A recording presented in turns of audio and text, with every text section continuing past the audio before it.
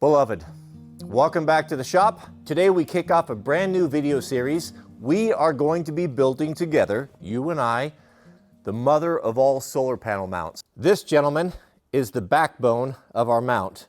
11 feet of 6-inch Schedule 40 cold rolled steel pipe. Heavy, heavy, heavy. It takes two people to lift this up. This will not bend. We're going to attach the solar panel mounts to the pole using this big 1/4-inch heavy-duty aluminum track. This here will be fastened to the mounts with these great big galvanized U-bolts. Let's take one of these over there and I'll show you how it's going to work. Here's what I'm thinking. We're going to take this channel and we're going to secure it to the pipe with a pair of these great big galvanized saddle bolts right here. Now, it would probably be fine because these clamps are so big, but I think it would be better if we determine this radius here and we machine that out on both sides so it kind of sits on it like a saddle and has more contact. It's going to be less likely to spin and just be all around better. So the question is going to come up, so I'm going to get ahead of it. You're going to be asking in the comments about now, why try to hang two panels on one single post? Wouldn't it be better to put two posts in and just have some crossbars and put your panels to them? It'd be nice and easy, super strong. Yes, you could do that. However, as you know, for West Coast man, something looking cool or being cool is 75% of the equation, and actually being functional is only 25%. So I do struggle with that. But honestly, the reason for it is this gives me the ability for the thing to be completely adjustable. True, it is very important that it looks good.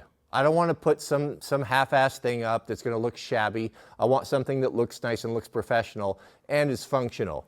So with this type of a mount, we'll be able to rotate 360 degrees around the post or make those fine adjustments for if we want to change it for whatever reason. And I just like the look of it. I like the look of a single post and big panels. It looks clean, tidy, and neat.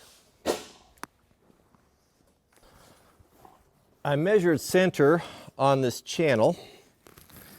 So my idea and my depth is we'll just use the radius of the Schedule 40 here and draw the line. Don't drop that. And draw the lines.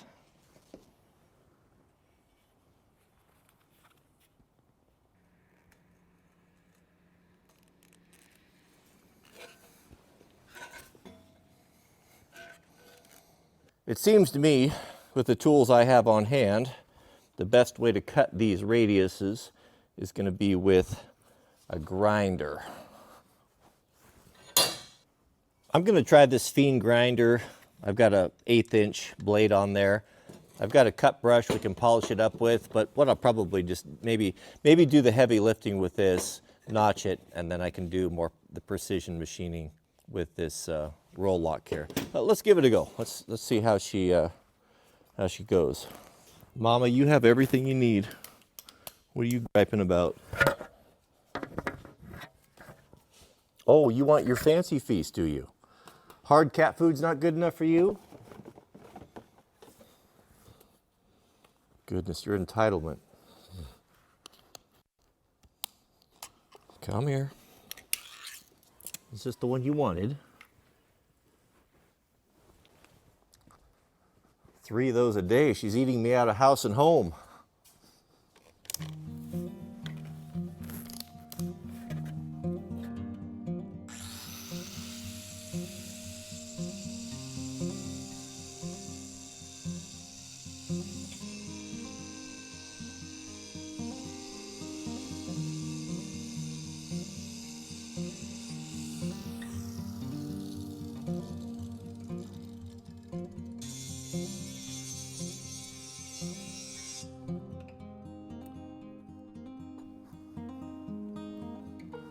Let's see how we did. What do you think, gentlemen? That'll work, won't it? I think that's okay. Not bad for freehand. That'll give that a lot more surface area to bite onto that casing than just that one little pivot point. So I think that's going to be worth doing there. All right, let's do the other side. Hit that thumbs up, gentlemen. What you're watching is real content from a real man with real storytelling. This is no AI. This is the type of content that AI will never be able to produce because it's genuine, it's not made up. And I think that that has value. Of course I do, I make my living from it. I wonder sometimes, not all of us are going to be safe from AI. Some of the jobs and professions that we have will no longer exist. Kind of like the buggy whip maker when the Model T came into production. It was only a matter of time before that was an obsolete profession. But the way I see it, genuine human experiences, genuine storytelling is something from the early days men sat around the campfire and shared. We've always enjoyed it. There'll always be a place for it. And bringing humanity into content is something that AI and computers will never be able to do.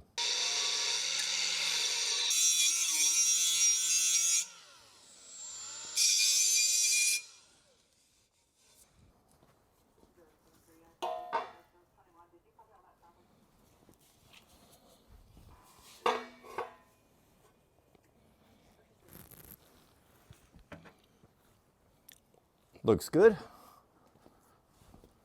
All right. Now we need to drill our holes for our saddle bolts. Now, how's the best way to lay this out?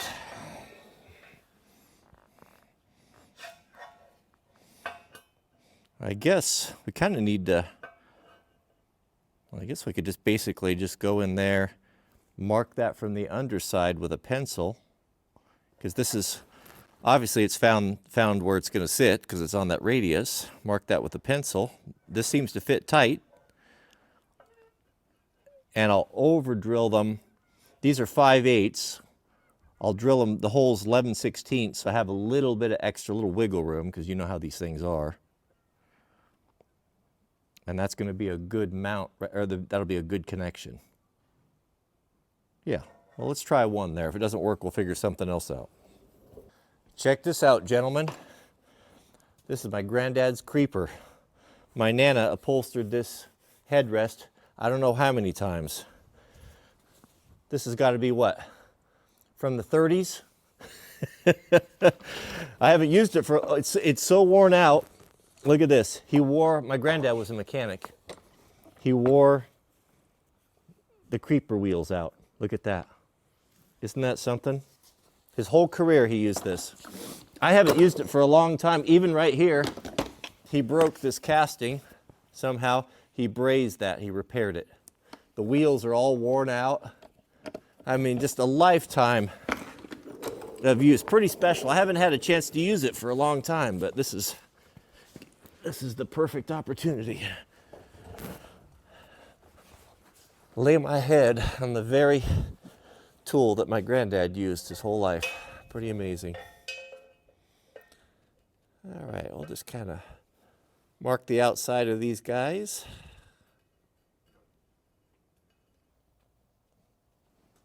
I think I can guess center. I'm pretty good at, after years of doing carpentry, I'm pretty good at, I can see where center should be.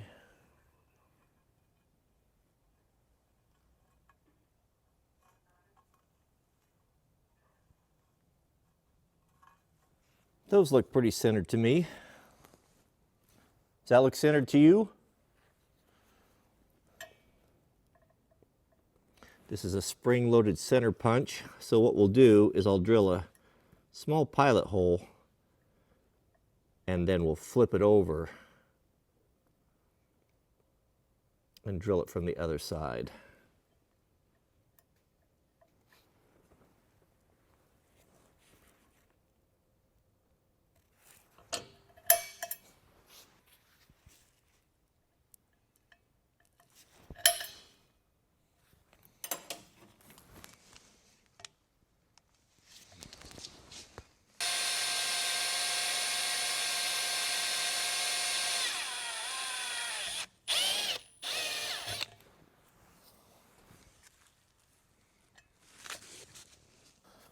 Let's get set up for our big holes.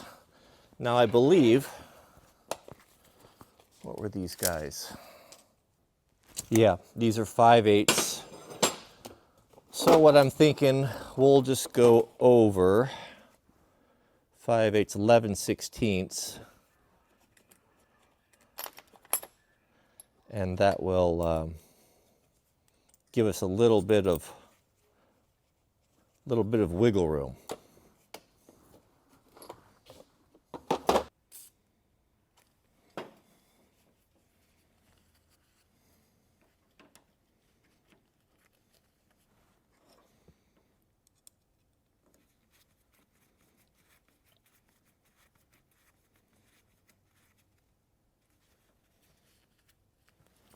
This drill has a very powerful electromagnet.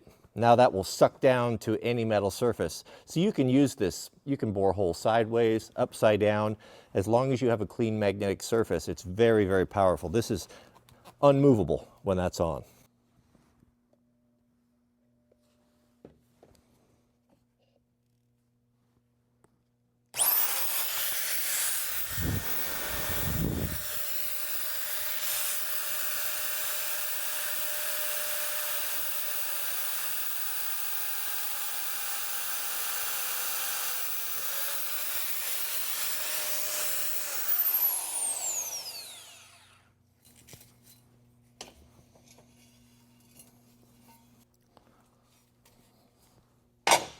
Did we get it right?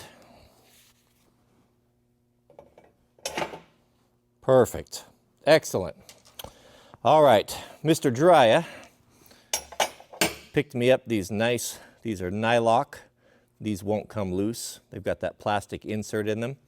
So this will be perfect for that. This will be kind of a dynamic, I guess. It's always going to be a motion. There's always going to be tweaking and wind on it, so a lot of stressing. So having these on here, they're not going to back out. Man, this is great. Let's drill the other one.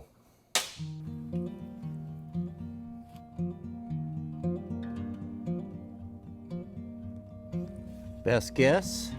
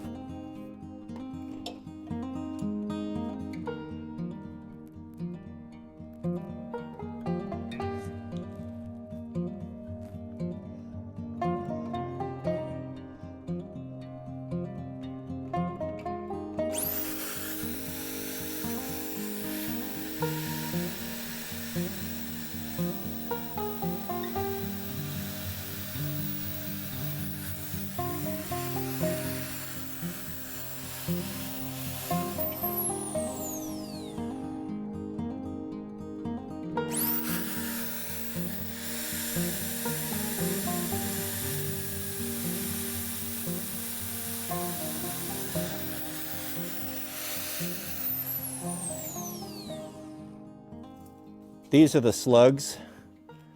The reason why this drills so fast is, unlike a regular drill where you drill the entire diameter of it, all the metal, it just drills the outside.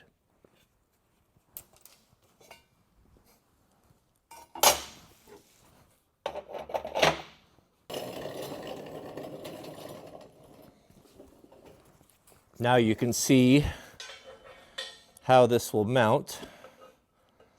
I'm not going to attach it permanently because I need to take it off to set this in concrete.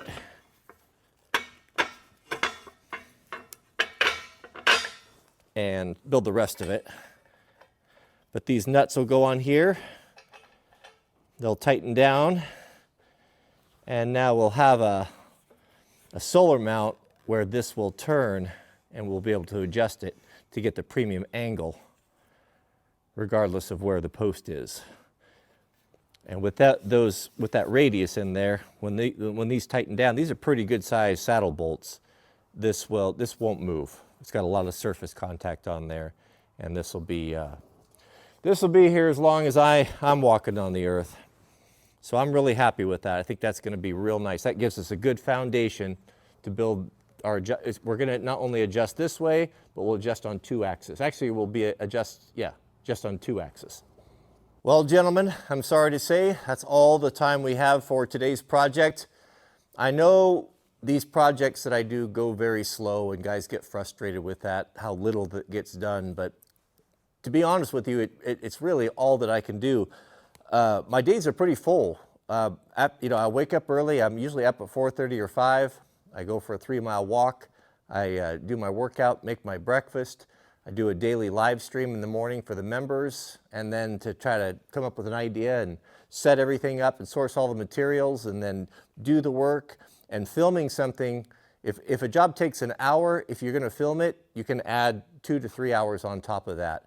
And then after this, I've got to download it and do all the edit, and I do all this by myself, and then upload it and do the thumbnail. And then, it gets to pretty late in the day. And then I got to pick up my Uber Eats my Uber Eats shift, and that'll run me till midnight, and then it's rinse and repeat. And so I don't have a lot of time, and this is just what it takes. If I had a cameraman, if I had an editor, I would be able to get further along in the projects, but this is what I can do, and I work just as hard as you guys do. I literally put in 12, 14 hours a day, and I'm not complaining. It's just I'm explaining. That's why these projects go so slow. To do daily content by yourself, it's I do what I can, but I don't want to cut corners, and I don't want to make stuff up. I want to do good work, and I want to share the experience of what it's like. So it's not necessarily, my channel has never really been a tutorial on how to watch how to do something. It's more of a come and hang out with me in the shop and we'll learn together, and I hope you just enjoy the ride. So I hope that explains things. May God bless you and your families. Please keep us in your prayers. Lord willing, tomorrow we'll pick up where we left off and keep building, and we'll see you guys on the next video.